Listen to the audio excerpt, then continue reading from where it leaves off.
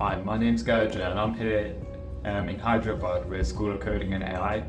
And the reason I wanted to come here today is because I wanted to gain more experience in digital marketing, coding and AI.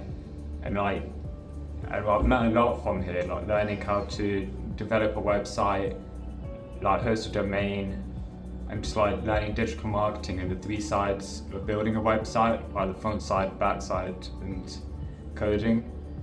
And while I've also enjoyed like seeing the work culture in India and how different it is to the UK, and also the other traditions that are in India, like seeing all the temples and it's like the streets of India. I think one of my favourite places were the Birla temple, because when you got to the top of the mountain you could see the whole of the Hyderabad and you could see the lake with the statue in it as well. And I've taken a lot out of this trip. So I've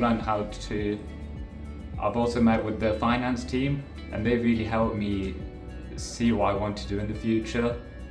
So I think when I get back, I want to go for an apprenticeship in finance, because they've shown me like what tools they use every day and what work they do. I think it's really helped me make my mind up in what I want to do. And for that I'm really grateful.